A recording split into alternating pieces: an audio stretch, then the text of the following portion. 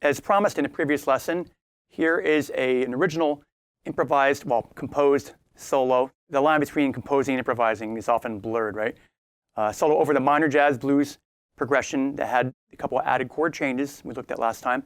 And it's played the same medium, fast tempo swing groove, 4 bars up front. And I'm going to be using a lot of interesting scale and arpeggio devices to target and melodically describe the chords so that you can almost hear it a cappella or just with the bass line. But I'm going to have bass, drums, and a rhythm guitar accompanying in the background. So here it is, played at 3 different tempos, full tempo, and then slightly slower, and then even slower. And then I'll walk you through that.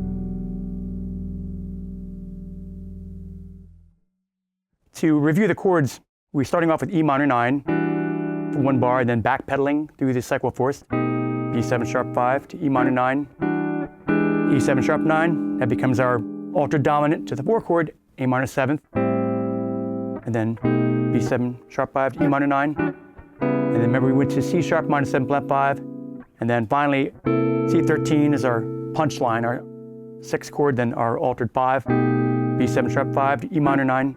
And then B7 sharp 5 once again as our turnaround. So we're doing that twice through, 24 bars altogether. And I'm starting off here, I'm playing swing 8th notes. I'm starting off with a 3-note pickup before the downbeat. 1, 2, 3.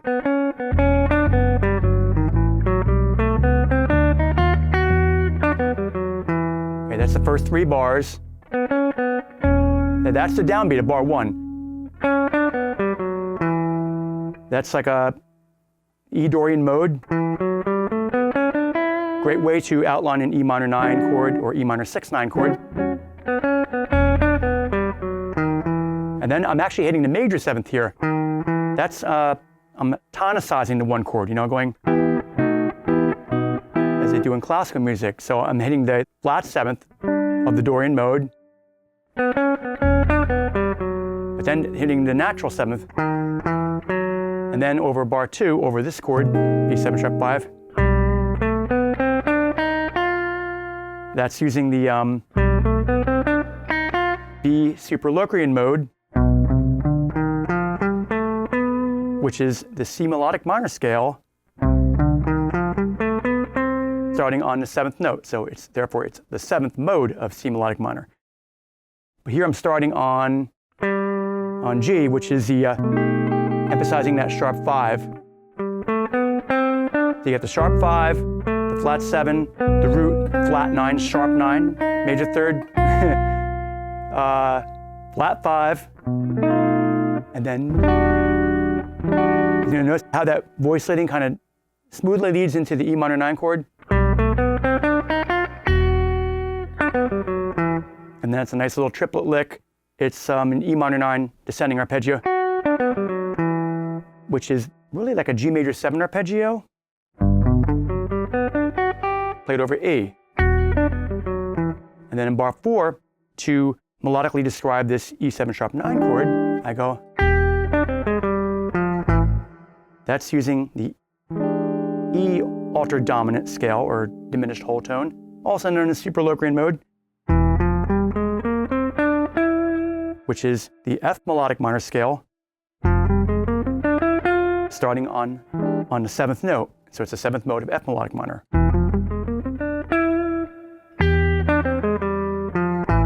And then that's a little anticipation of the A minor chord that follows. So I'm going in bar 4, using that same motif, ba ba ba da ba ba ba da ba da ba be bop bop, and adding some rest, some space. You don't want to fill up the measures with notes all the time, right?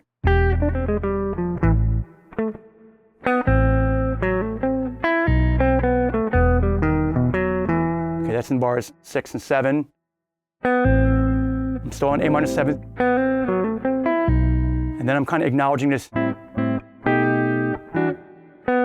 by hitting the 3rd of A minor, and then the minor 6, taking A Dorian. A little mini sweep there. Couple pull-offs, right? It's nice to vary your phrasing, your articulation. Don't always just make everything alternate picked. Some jazz guitar players obsess on that too much. That was me at one time. Some pull-offs are really nice, for any style. And then in bar 7,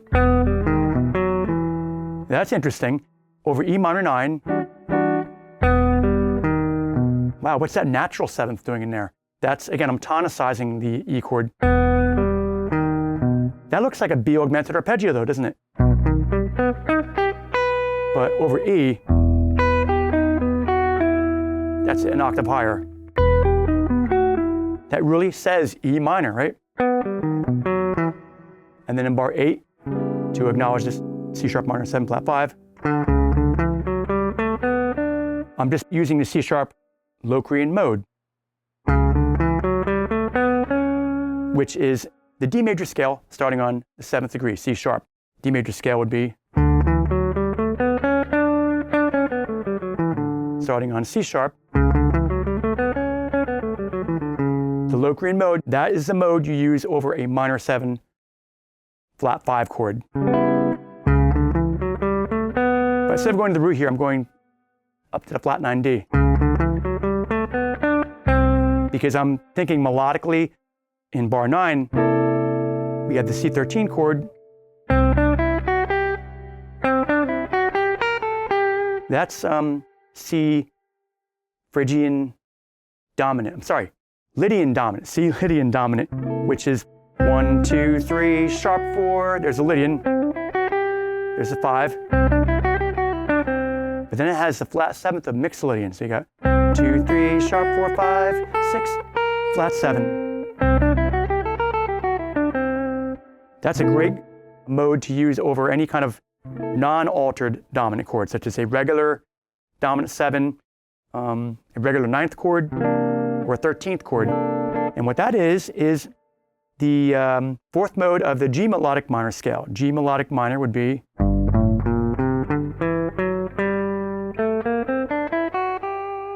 start on C,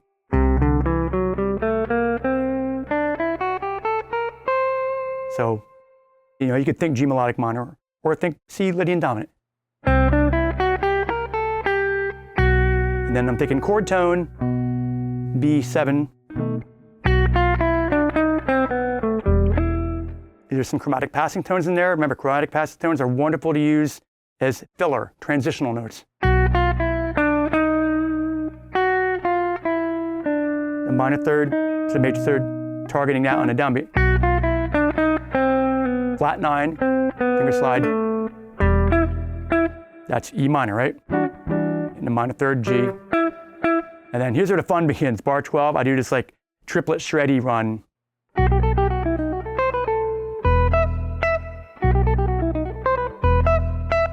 Okay, I guess it's Phrygian dominant, you know, like the classical flamenco or the Ingde scale.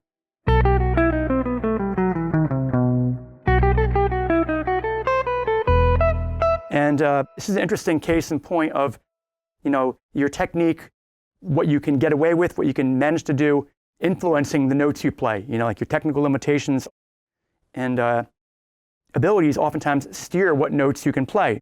Your style is a combination of what you want to play and what you can play, right? So that's one of the few triplet shreddy type of runs I can play. And then we're into the second chorus, bar 13. We're back to E minor 9.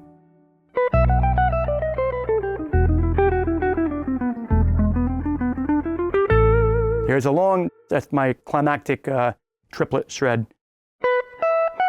So it's, and then it goes back to this. Remember in the progression, it starts out.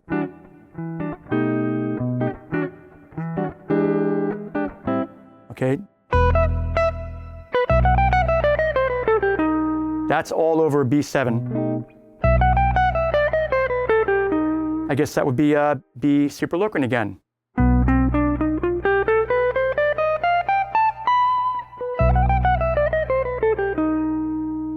And then in bar 15, and then back to E minor 9.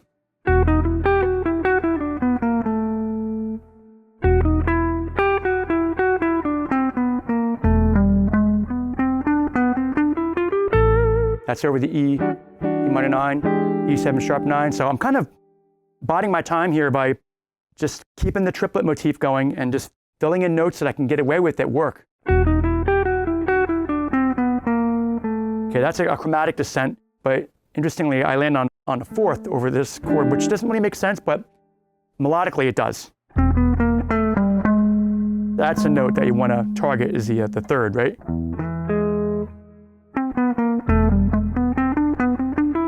And that's like the, you know, the whole Steve Morse thing, you know.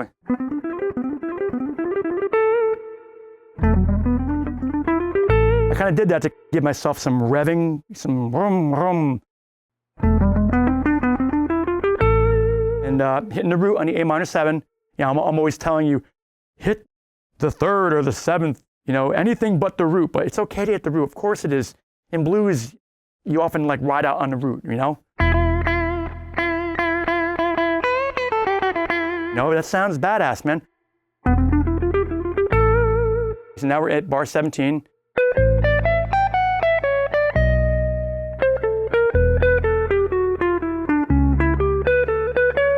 Okay, I'll stop there. Go back for a second. A minor 7.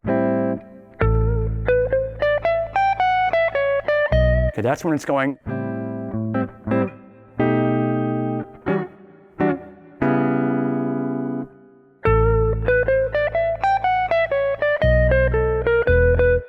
Chromatics, right? And then nothing wrong with hitting the same note twice, you know? You know, you can hit it 5, 6 times in a row. You know, ride out on one note is totally cool because you're keeping the rhythm going. Yeah, we'll walk up to the third of B7.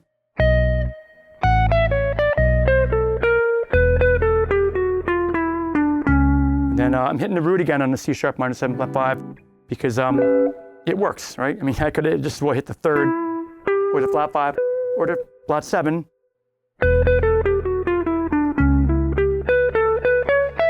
And that's all over C sharp minor 7 flat 5. Just coming up with like interesting shapes within the Locrian mode. It's kind of like a Coltrane thing.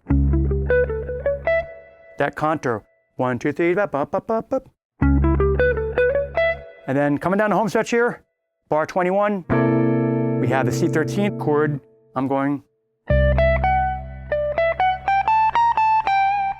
I'm using that Lydian dominant again. Remember, it has the sharp 4 and the flat 7. But I'm starting on D, which is the 9th.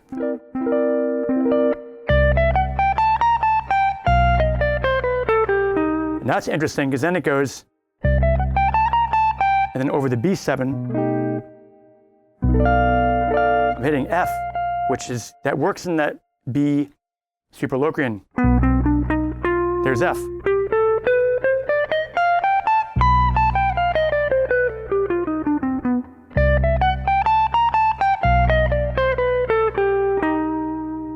And then bar 23, that's the 9th.